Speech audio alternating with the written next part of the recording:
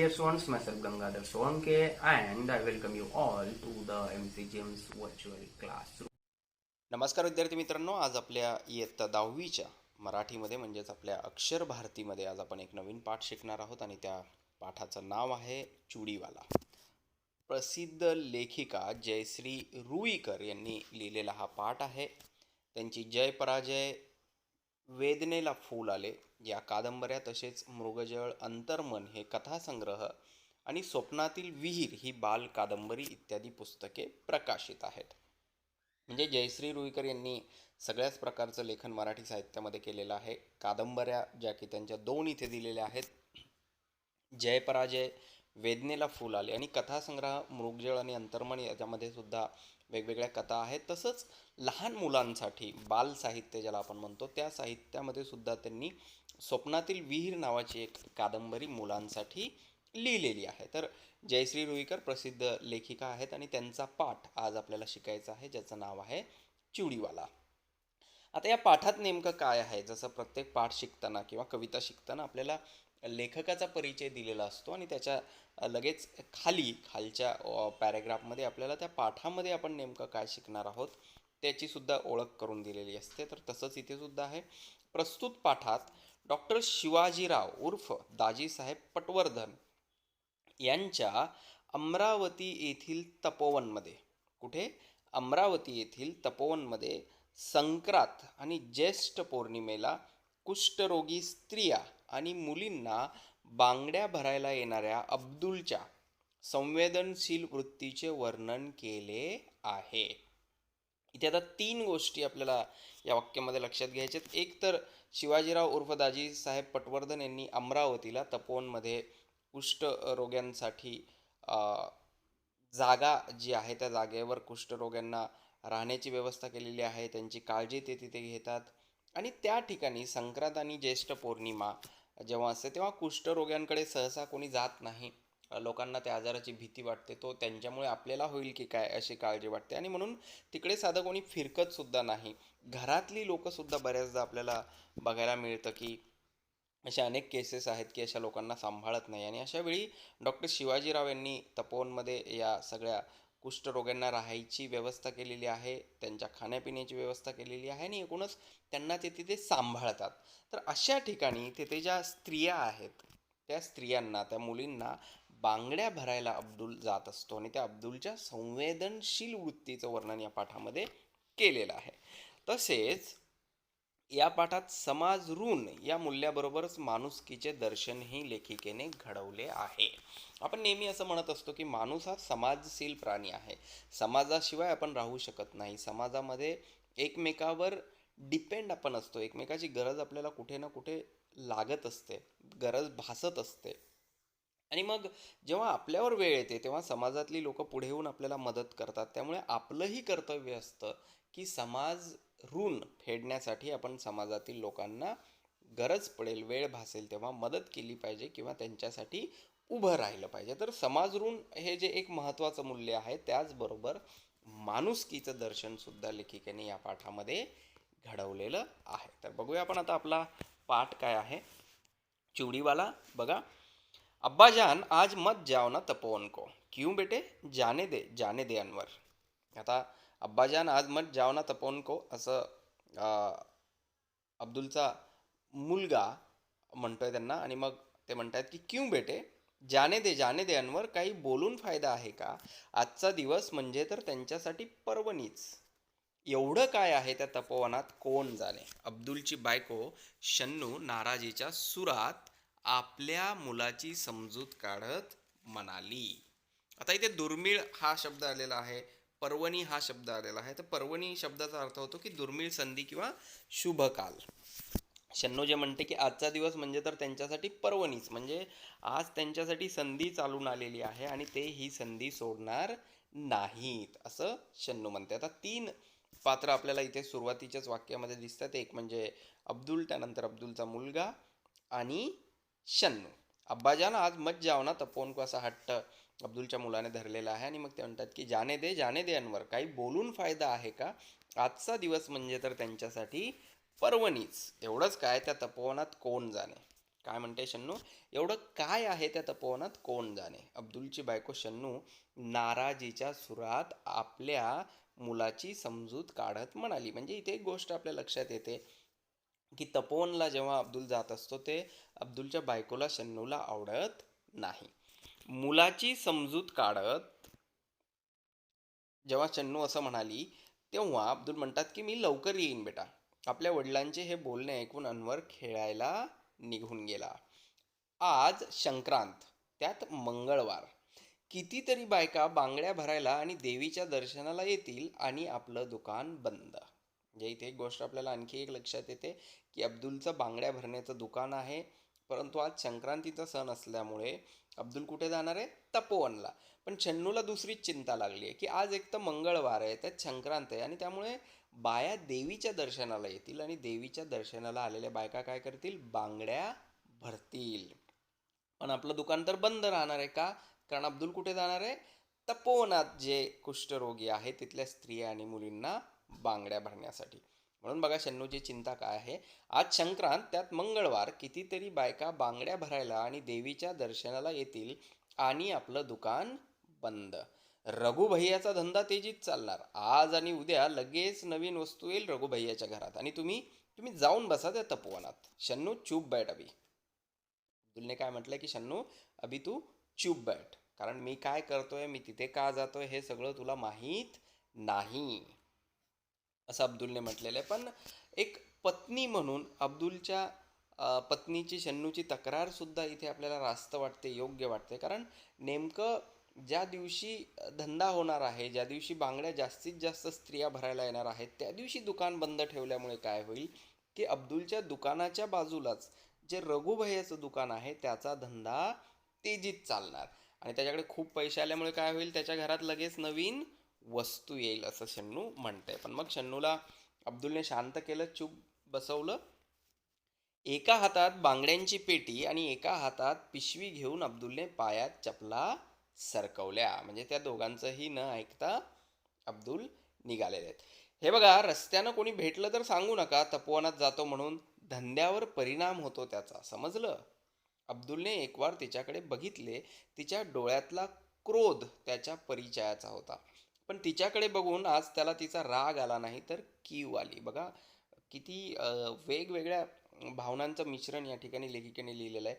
सुरुवातीलाच अगदी आलंय की शन्नू नाराजीच्या सुरात बोलते, त्यानंतर आता शन्नूला राग आलेला आहे आणि शन्नूचा राग बघून यावेळी अब्दुलला शन्नूचा राग नाही आला तर अब्दुलला काय वाटतंय, तिची कीव करावीशी वाटते. कारण अब्दुल काय काम करतो हे समजून घेण्याचा कधी तिने प्रयत्न केला नाही.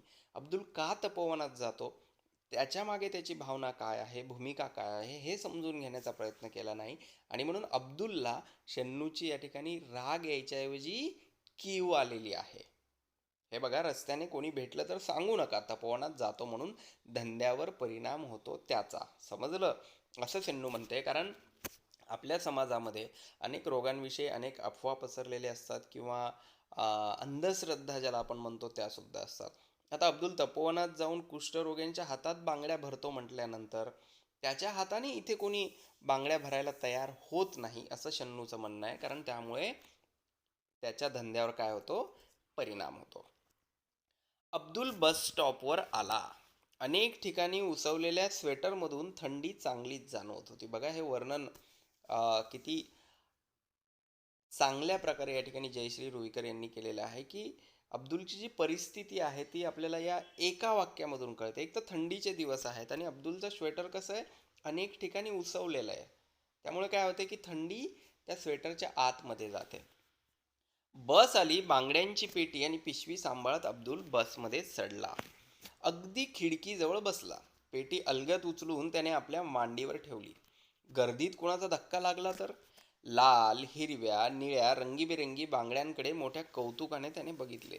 बस सुरू होताच थंडगार वाऱ्याचा झोत अधिकच त्रासदायक वाटू लागला. अब्दुलने मफलर कानाला घट्ट लपेटून घेतला. मफलर ही स्वेटर जसं आपल्याला थंडीपासून संरक्षण करतं, तशीच मफलर ही कानाला गुंडाळतात. जसं आपण टोपी वगैरे घालतो तसा हा प्रकार आहे, पण मफलर लांब असते, ती पूर्ण चेहऱ्याला, डोक्याला आपल्याला गुंडाळता येते. जिल्हाधिकारी कचेरीजवळ पाऊण बस रिकामी झाली. तपोवनकडे कोण जातोय कशाला? कारण तिकडे जाणारं जास्त कोणी लोक नव्हते. जो मेन स्टॉप होता जिल्हाधिकारी कचेरीचा, तिथेच बऱ्यापैकी बस काय झाली, रिकामी झाली. जेमतेम 5-6च उतारू राहिले बसमध्ये.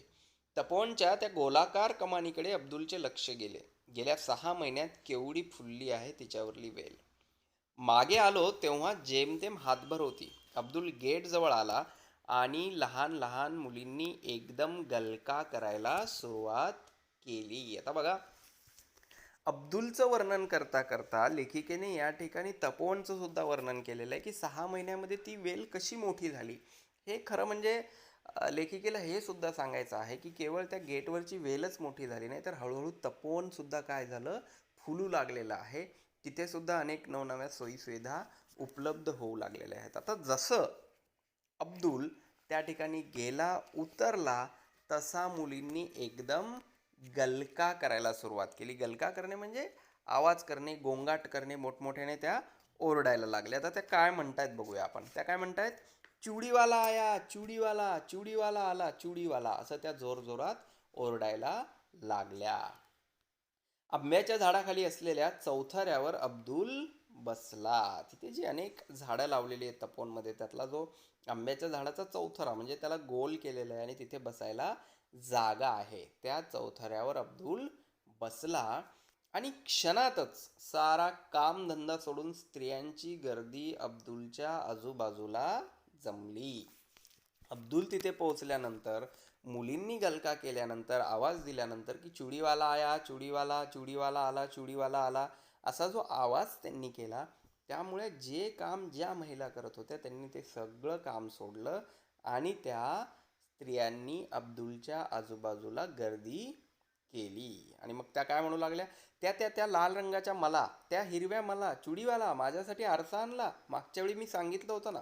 असं एक एक जण एक एक गोष्ट अब्दुलला सांगायला लागली. कुणी म्हणाला मला लाल रंगाची बांगडी पाहिजे, कुणी म्हणाला हिरवी पाहिजे, कुणी म्हणाला अब्दुल मी हे आणायला सांगितलं होतं ते आणलं का, कुणी म्हणाला ते आणायला सांगितलं होतं ते आणलं का.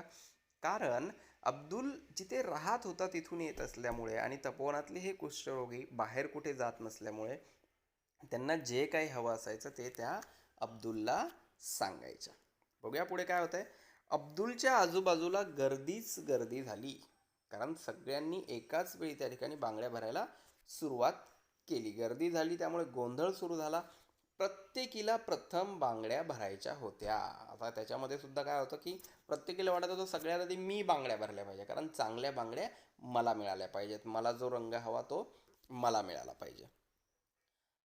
अब्दुल एकेकीच्या हातात बांगड्या भरू लागला, त्यांना हव्या तशा, त्यांच्या मनपसंत. त्यांना बांगड्या भरणं म्हणजे एक दिव्यस, पण अब्दुलला ती कला साधली होती, कारण अब्दुल ते काम खूप दिवसांपासून करत आलेला होता. बांगड्या भरल्यानंतरचा त्यांच्या चेहऱ्यावरचा आनंद अब्दुलला लाख मोलाचा वाटे. बघा, आता हे सुद्धा इथे खूप महत्त्वाचं आहे. जसं मी सुरुवातीला तुम्हाला सांगितलं की समाज म्हणून आपण समाजाचं काहीतरी देणं लागतो. समाजात राहत असल्यामुळे प्रत्येक वेळी आपण कोणाच्या ना कोणाच्या मदतीला उभे राहू शकत नाही, पण जिथे जमेल, जेवढं जमेल तेवढं तरी थोडंसं आपल्या पद्धतीने आपण केलं पाहिजे. आणि अब्दुलने इथे तेच माणुसकीचं दर्शन घडवलेलं आहे. आजचा धंद्याचा वार सोडून, धंद्याचा दिवस सोडून अब्दुल तपोवनमध्ये आलेला आहे या स्त्रियांना बांगड्या भरायला, स्वतःचं नुकसान करून. पण त्याच्या बदल्यात अब्दुलला जो आनंद मिळाला या स्त्रियांच्या चेहऱ्याकडे बघून, तो लाख मोलाचा वाटतो, त्याला पैशात मोजता येणार नाही. 2-3 तास बांगड्या भरण्याचा कार्यक्रम सुरू होता. साऱ्या तपोवनातील तो एक आनंदाचा आणि चैतन्याचा दिवस. कारण मुलींसाठी, स्त्रियांसाठी बांगड्या भरणं हे एक आनंदाचं काम, एक चैतन्याचं काम आहे. आवाज, गडबड, गोंधळ, चेहऱ्यावरचा आनंद आणि हे सारे वातावरण निर्माण करणारा चुडीवाला अब्दुल म्हणजे तपोवनातील स्त्रियांना, मुलींना अगदी देवदूतासारखा वाटे. कशासारखा वाटे, तो देवदूत वाटायचा. त्यांना असं वाटायचं की देवांनी आपल्यासाठी हा माणूस पाठवलेला आहे. वर्षातून 2दा, संक्रांतीला आणि ज्येष्ठ पौर्णिमेला. बघा, कधी कधी वर्षातून दोनदा, संक्रांतीला आणि ज्येष्ठ पौर्णिमेला तपोवनातील स्त्रिया चुडीवाल्याची आतुरतेने वाट पाहात आणि अब्दुललाही तो आनंद बघून विलक्षण समाधान लाभे. म्हणजे वर्षातून दोनदा अब्दुल तपोवनामध्ये जायचा, एकदा संक्रांतीला आणि एकदा ज्येष्ठ पौर्णिमेला. पण त्यात सुद्धा शन्नूला अडचण होती, समस्या होती. तिला असं वाटायचं की अब्दुलने आपला धंदा सोडून तिथे जाऊ नये. शिवाय अब्दुल तपोवनामध्ये कुष्ठरोगी स्त्रियांना आणि मुलींना बांगड्या भरतो हे ऐकल्यानंतर त्याचा तिथे जो धंदा व्हायचा त्याच्यावर सुद्धा परिणाम व्हायचा. हे सगळं होत असून सुद्धा अब्दुल तिथे जायचा, कारण त्या स्त्रियांना, त्या मुलींना जो आनंद मिळायचा, त्यातून जे समाधान अब्दुलला मिळायचं ते लाख मोलाचं होतं. पुढे बघूया. असेच काही दिवस गेले. एक दिवस रघुभैया आला. त्याच्या हाती पोस्टमननं दिलेलं पत्र होतं. अब्दुल मियाँ, तपोवन से चिठ्ठी आई है आपको.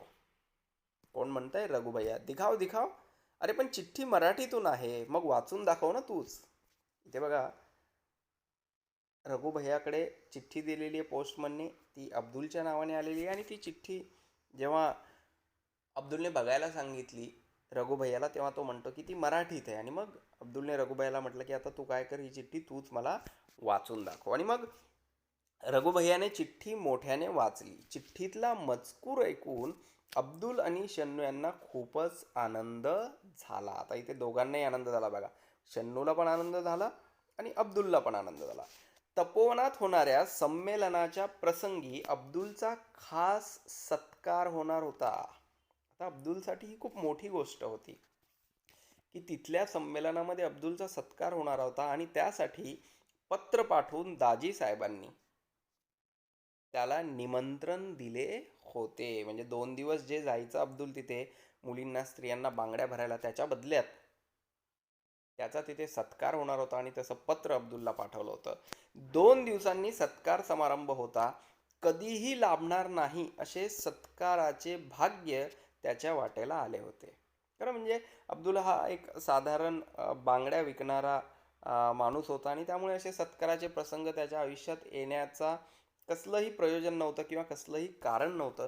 पण तरीही त्याने केलेल्या सेवेबद्दल त्याचा सत्कार होणार होता, हे भाग्य त्याच्या वाटेला आलेलं होतं. पत्र आल्यापासून तो त्याच्या आनंदात होता, तो त्याच आनंदात होता. पुन्हा पुन्हा तो स्वतःला विचारत होता, सत्कार करण्यामुळे मी काय केले आहे तपोवनसाठी. कारण अब्दुलसाठी ही साधी गोष्ट होती. अब्दुलसाठी असं वाटायचं की हे मला समाधान मिळणारं काम आहे आणि म्हणून मी करतो. त्यात सत्कार करण्यासाठी काय आहे असा प्रश्न अब्दुलला पडला. पुढे बघूया. अब्दुल तपोवनात आला तेव्हा कार्यक्रम सुरू झाला होता. तिथला जो कार्यक्रम होता तो ऑलरेडी सुरू झालेला होता. स्टेजच्या समोर बाजूला मांडलेल्या खुर्च्यांवर काही निमंत्रित पाहुणे मंडळी बसली होती. अब्दुलला त्यांच्याबरोबर बसायला संकोच वाटला, कारण अब्दुल एक साधारण माणूस होता आणि त्याला वाटायचं की एवढ्या मोठ्या लोकांमध्ये मी कसा बसू, हा संकोच त्याला होता. तो तसाच उभा राहिला. आता तो उभा राहिल्यानंतर काय झालं बघा पुढे. तेवढ्यात खुद्द दाजी साहेबांनीच त्याला बोलावून जवळच्या खुर्चीवर बसायला लावले. सत्कार समारंभाच्या कार्यक्रमाला सुरुवात झाली. सुरुवातीचे अध्यक्षांचे स्वागत वगैरे औपचारिक झाल्यावर दाजी साहेबांनी बोलायला सुरुवात केली. जो कोणत्याही कार्यक्रमामध्ये अध्यक्ष असतात, प्रमुख पाहुणे असतात, त्यांचं स्वागत समारंभ असतं. हे सगळं झाल्यानंतर दाजी साहेबांनी जेव्हा बोलायला सुरू केली तेव्हा अब्दुल बघतच राहिला. 84 वर्षांच्या वृद्धाचा ताठपणा, उंच सडसडीत देहयष्टी, तेजपुंज चेहरा, गौरवर्ण, पांढरे स्वच्छ धोतर, त्यावर बंद गळ्याचा कोट आणि डोक्याला केशरी फेटा.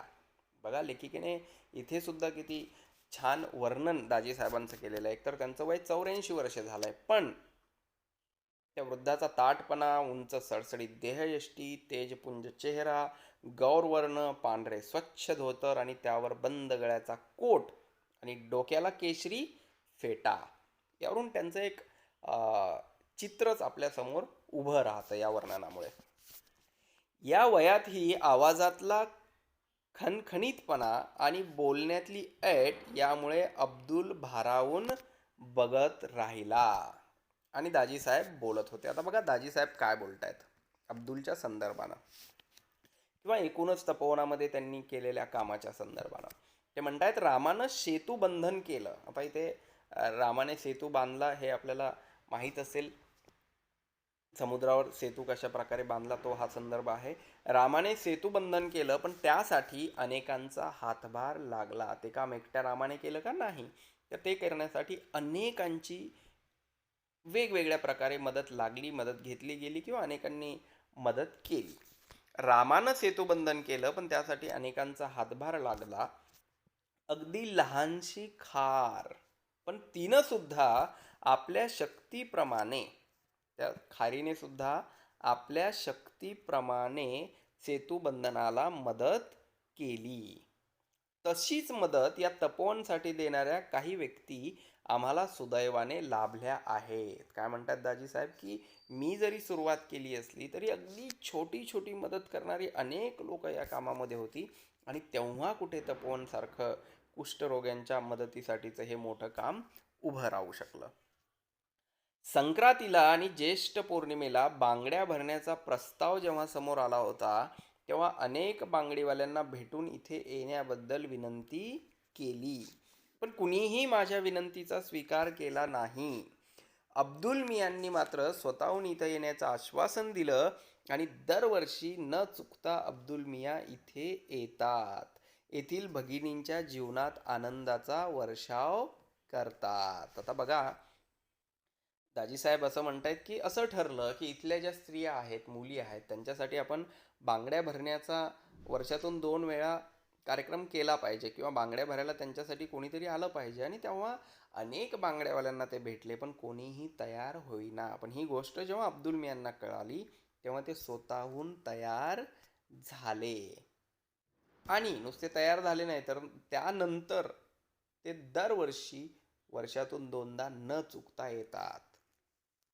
कुठल्याही मोबदल्याची अपेक्षा न करता अब्दुल मिया न बोलवता दरवर्षी येतात. आता हे खूप महत्त्वाचं आहे. म्हणजे तिथे जाऊन आपल्याला काय मिळणार, आपल्या बांगड्या विकून आपल्याला किती पैसे मिळतील याचा विचार न करता अब्दुल मिया तिथे येतात. तपोवनातील स्त्रिया, मुलीबाळी त्यांच्या येण्याकडे डोळे लावून बसलेल्या असतात. कुठल्याही मोबदल्याची अपेक्षा न करता अब्दुल मिया न बोलवता दरवर्षी येतात. तपोवनातील स्त्रिया, मुलीबाळी त्यांच्या येण्याकडे डोळे लावून बसलेल्या असतात.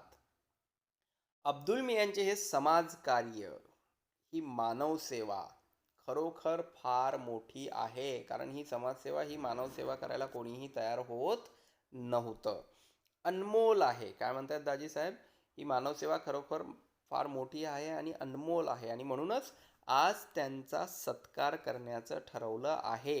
तेव्हा त्या सत्काराचा स्वीकार अब्दुल मियांनी इथं येऊन करावा असं म्हणत दाजी साहेबांनी अब्दुल मियांना स्टेजवर बोलवलेलं आहे. आता बघा अब्दुल मियांचा सत्कार होत असताना स्त्रियांनी, मुलींनी किती जोरजोरात टाळ्या वाजवून त्यांचं स्वागत केलं असेल. कारण त्यांच्या आयुष्यामध्ये वर्षातले 2 दिवस का होईना पण आनंद पेरण्याचं काम, त्यांना समाधान देण्याचं काम अब्दुल मियांनी केलेलं आहे. अब्दुल स्टेजवर चढला. दाजीसाहेबांनी फुलांचा गुच्छ आणि तपोवनातील लोकांनी तयार केलेली सुंदर फुलदाणी त्याला दिली. टाळ्यांचा कडकडाट झाला. अब्दुल अतिशय भारावून गेला. कारण अब्दुलसाठी हे सगळं नवीन होतं. अब्दुलला वाटायचं की मला वाटतं म्हणून मी हे काम करतो, मला समाधान मिळतं म्हणून मी हे काम करतो. त्या स्त्रियांच्या चेहऱ्यावरचा आनंद माझ्यासाठी लाख मोलाचा आहे असं अब्दुलला वाटायचं आणि अब्दुलच्या मनात कधीही नव्हतं की आपला कधी सत्कार होऊ शकतो. त्यामुळे हे सगळं बघून अब्दुल अतिशय भारावून गेला. त्याने चटकन दाजी साहेबांच्या पायांना स्पर्श केला. बराच उशीर झाला होता. अमरावतीहून आलेली निमंत्रित मंडळी मोटारीतून जाणार होती. दाजी साहेबांनी अब्दुलला त्यात बसवले. मोटार धावत होती. अब्दुल विचार करत होता आज शन्नूला आणायला हवे होते. कारण अब्दुलला असं वाटलं की शन्नूला जर आणलं असतं आणि अब्दुलविषयी जे कौतुकाचे शब्द दाजी साहेबांनी काढले, एवढ्या लोकांनी टाळ्यांचा एवढा जोरजोरात कडकडाट केला, तो जर शन्नूने ऐकला असता तर कदाचित शन्नूची नाराजी दूर झाली असती, शन्नूचा राग कमी झाला असता आणि इथून पुढे जेव्हा केव्हा अब्दुल घरून तपोवनला जायला निघेल तेव्हा शन्नूने राग किंवा आदळआपट केली नसती. म्हणून अब्दुलला असं वाटलं की आपण शन्नूला आणायला हवे होते. तिचा गुस्सा तरी कमी झाला असता. आकाशात अष्टमीचा चंद्र हसत होता. आकाश मेघरहित निळ्या नितळाईने नटले होते. वातावरण अंतर्बाह्य प्रसन्न वाटत होते. अंबादेवीच्या चौकात मोटार थांबली. अब्दुल खाली उतरला, घरी आला. अब्दुल येताच शन्नू उठली. थाळीत चपाती आणि वांग्याची भाजी घेऊन तिने थाळी अब्दुल समोर ठेवली. हा सगळा प्रवास करून अब्दुल घरी आलेला आहे आणि त्याला घरी आलेलं बघताच शन्नू उठली. त्याने थाळीत चपाती आणि वांग्याची भाजी त्याला जेवायला दिली. अब्दुल एखाद्या अपराध्यासारखा मान खाली घालून जेवू लागला, कारण त्याला माहीत होतं की शन्नू आपल्यावर नाराज आहे. आपण तपोवनात जाऊन हे जे मोबदला न घेता काम करतो ते शन्नूला आवडत नाही आणि म्हणून तो अपराध्यासारखा खाली मान घालून जेवायला लागला. आणि मग बघा तो काय विचारतो की तू नाही खाएगी? नहीं जी, नहीं चाहता खाने को. काय म्हणते शन्नू की जी नहीं चाहता खाने को, खायची माझी इच्छा नाही. आणि मग अब्दुलने विचारलं अनवर जेवला? जेवला, पण खिम्यासाठी हट्ट धरून बसला होता. अब्दुलच्या हातातला घास हातातच राहिला. एकाएकी जेवणावरची इच्छा मरून गेली. तोंडात घास घोळू लागला. कारण आपला मुलगा जो आहे तो एखादा हट्ट वडिलाकडे करतो आणि वडील तो हट्ट पूर्ण करू शकत नाहीत, तेव्हा वडिलांना सुद्धा त्याचं वाईट वाटतं, आपल्या परिस्थितीचं वाईट वाटतं. शन्नू असं म्हणते की त्याने खिम्याचा हट्ट धरला होता पण आपण त्याला देऊ शकलो नाही, आणि हे ऐकून अब्दुलच्या हातातला घास हातातच राहिला. एकाएकी जेवणावरची इच्छाच मरून गेली. तोंडात घास गळू लागला.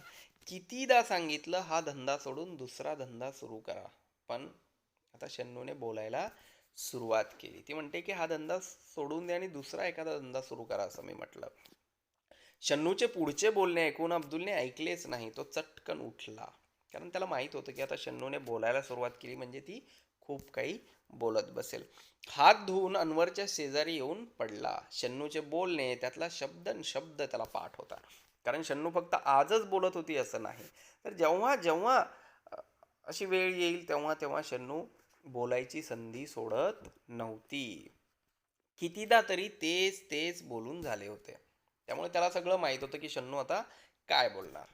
म्हणून तो म्हणतो की नवीन धंदा, नवीन धंदा, भांडवल नको, कुठून आणणार? तो थोडासा जोराने पण शन्नूला ऐकायला जाईल अशा आवाजात बोलला. पण भांडवलापेक्षाही त्याला अब्बाजानपासून चालत आलेला हा बांगड्यांचा धंदा सोडवत नव्हता. आता इथे सुद्धा अब्दुलच्या मनाची घालमेल दाखवलेली आहे की शन्नू म्हणते नवीन एखादा धंदा सुरू करा ज्यातून 4 पैसे मिळतील, आणि नाही काही तर आपण आपल्या मुलाला खिमा तरी देऊ शकतो. अब्दुलचं म्हणणं होतं की नवीन धंदा सुरू करण्यासाठी काय पाहिजे? भांडवल पाहिजे, त्याशिवाय तो सुरू करता येणार नाही. ही एक गोष्ट झाली. आणि दुसरी गोष्ट ही झाली की भांडवल कुठूनही कसंही उभा करता येऊ शकलं असतं, परंतु आपल्या वडिलांपासून पिढ्यानपिढ्या चालत आलेला हा जो बांगड्यांचा धंदा आहे तो अब्दुलला सोडवत नव्हता. नवरात्र संपले होते, त्यात धंदा चांगला झाला. लोक आता दिवाळीच्या तयारीला लागले होते. रघुभैयाने दुकानाला रंग देण्याचे काम काढले होते, कारण रघुभैयाचं दुकान तेजीत चालायचं. अब्दुलचं कधी सुरू कधी बंद असल्यामुळे लोक तिकडे जायचे. अब्दुल दुकानावर आला. त्याचा चेहरा उदास दिसत होता. रघुभैयाने त्याला आवाज दिला, क्यों आज दुकान नाही खोलता? नाही रघुभैया, हे तपोवनच आता दाजीसाहेबांच्या हाती राहिलं नाही हे कळलं, तेव्हापासून मन नाही लागत धंदा करायला. आता तपोवनचं काय होईल रे रघुभैया? केवढी मोठी वसाहत, किती रोगी, आता त्यांची कशी काळजी घेतली जाईल रे? आणि आयुष्याचं मोल देऊन तन मन धनानं फुलवलेली ती कर्मभूमी सोडण्याच्या कल्पनेनं दाजीसाहेबांना काय वाटलं असेल बरं? अब्दुल विलक्षण हळवा झाला.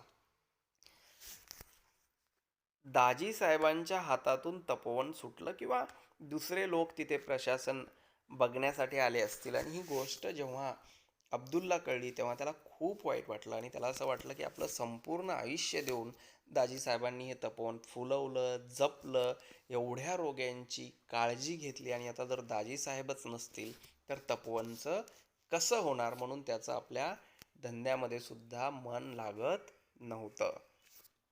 देवळातल्या पहारेकऱ्याने 2चे टोले दिले. म्हणजे वेळ सांगण्यासाठीची ती तेव्हाची पद्धत होती. शन्नू घोरत होती, म्हणजे ती गाढ झोपेत होती. अनवर गाढ झोपला होता. अब्दुल उठला, अगदी हलकेच. कोपऱ्यात बांगड्यांच्या पेटीवर ठेवलेल्या पिशवीतील एक एक वस्तू बाहेर काढू लागला. पावडरचा डबा, रुमाल, रिबिनी, पिना, सोनेरी बांगड्या, साध्या बांगड्या, नायलॉनच्या बांगड्या. संक्रांतीला हे सारे तपोवनात नेणार होता. त्याने ते सगळं घेऊन ठेवलेलं होतं. तिथल्या मुलींनी, तिथल्या स्त्रियांनी जे जे सांगितलं होतं त्याला आणायला, ते सगळं घेऊन अब्दुल तिथे जाणार होता. तिथे चुडीवाला म्हणून स्त्रिया, मुलीबाळी धावत धावत त्याच्याजवळ जमणार होत्या. काही काळ तरी सारे विसरून हसणार होत्या आणि त्यांचे हसू बघून अब्दुल मनोमन सुखावणार होता. बघा, कुणाला तरी आनंद दिल्याने आपल्याला आनंद होतो, ही भावना या ठिकाणी खूप महत्त्वाची आहे. खरं म्हणजे त्या कुष्ठरोग्यांच्या आयुष्यामध्ये खूप काही हसण्यासारखं, खूप काही आनंदाचं, खूप काही चैतन्याचं नव्हतं. पण एक दिवस, वर्षातून 2 दिवस बांगड्या भरल्याने त्यांना जो आनंद मिळायचा, तो बघून अब्दुलला सुद्धा समाधान मिळायचं. पण आता आता सारे संपले होते. स्वतःसाठी सारेच जगतात, पण दुसऱ्यासाठी जगण्यातला आनंद? अतिशय महत्त्वाचा प्रश्न या ठिकाणी लेखिकेने अब्दुलच्या माध्यमातून उपस्थित केलेला आहे, की स्वतःसाठी तर प्रत्येक जण जगतो, पण इतरांसाठी जगण्यातला आनंद मात्र काही वेगळाच असतो आणि तो सगळ्यांनाच मिळतो किंवा घेता येतो असं नाही. त्या आनंदाचे सुख वर्षातून फक्त 2दाच अब्दुल अनुभवायचा. पण आता आता तेही मिळणार नव्हते. एखाद्या वस्त्राच्या एकाएकी रंग उडून जावा, तशी त्याची जीवन इच्छा एकाएकी उडून गेली. त्याने आपलं सगळं जे काही सामान होतं ते बाहेर काढलं. डबा, रुमाल, रिबिनी, पिना, सोनेरी बांगड्या, आणि त्याकडे तो बघत बसला. तपोवनचे विचार त्याच्या मनात येत होते आणि ते सगळं विचार करत करत एखाद्या वस्त्राचा रंग एकाएकी उडून जावा तशी त्याची परिस्थिती झाली आणि त्याची जीवन इच्छा एकाएकी उडून गेली. त्या साऱ्या वस्तूंकडे बघता बघता अब्दुलचे डोळे पाण्याने काठोकाठ भरून आले. त्यात तपोवनचा परिसर विरघळत होता. हळूहळू रात्र उतरणीला लागली होती, म्हणजे आता रात्र हळूहळू संपत आली होती. तर अशा प्रकारचा हा पाठ आहे.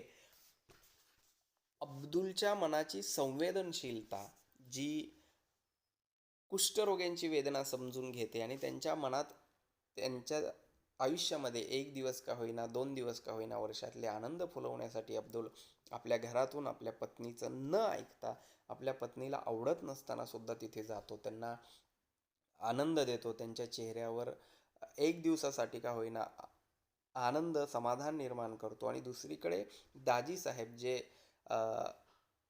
अब्दुलचं छोटंसंच का होईना काम, पण अतिशय मोठं आहे याची जाणीव त्यांना आहे आणि म्हणून त्याचा खूप मोठा सत्कार करतात. ह्या सगळ्या भावभावनांचं चित्रण लेखिकेने या पाठामध्ये केलं आहे. खरं म्हणजे शन्नू वाईट आहे का? तर नाही, ती सुद्धा तिच्या जागेवर बरोबर आहे. कारण संसार म्हणून तिच्या सुद्धा आपल्या पतीकडून काही अपेक्षा आहेत, आपल्या मुलासाठीच्या तिच्या काही अपेक्षा आहेत आणि त्या आपल्या पतीने पूर्ण कराव्यात असं तिला वाटतं. पण अब्दुलचं सुद्धा म्हणणं बरोबर आहे की वर्षातले 2 दिवस जाऊन जिथे कोणीच जात नाही अशा ठिकाणी जाणं आणि त्या लोकांना आनंद देणं, हे समाजामध्ये राहत असताना समाज भावनेतून आपलं सुद्धा कर्तव्य आहे असं अब्दुलला वाटतं. तर अशी अतिशय वेगळ्या भावनिक उंचीवर आणि प्रत्येक पात्राचे भावभावना या ठिकाणी कवयित्रीने अतिशय अचूक पकडलेल्या आहेत. त्यामुळे हा पाठ केवळ परीक्षेच्या दृष्टीने किंवा प्रश्न उत्तराच्या दृष्टीनेच नाही, तर आपल्याला आपलं आयुष्य जगत असताना आपल्या मनाची संवेदनशीलता आपण कशी टिकवून ठेवली पाहिजे आणि गरज पडेल, वेळ असेल किंवा मिळेल अशा ठिकाणी जिथे कुठे आपल्याला कोणाला मदत करता येईल तिथे तिथे आपण त्या प्रत्येकासाठी मदतीला तत्पर असलं पाहिजे, रेडी असलं पाहिजे, जेणेकरून जेव्हा आपल्यावर वेळ येईल, आपल्याला मदतीची गरज भासेल, आवश्यकता असेल, तेव्हा लोकसुद्धा आपल्याला मदत करतील. असाच काहीसा या पाठाचा अर्थ आहे. तर आज आपण आता इथेच थांबूया. पुढच्या वेळी आपल्या मराठीच्या लेक्चरमध्ये पुढचा मराठीचा पाठ बघूया. Please subscribe the channel and press bell icon to get notifications. So my dear students, this is all for today. Thank you very much. Stay home, stay safe, take care.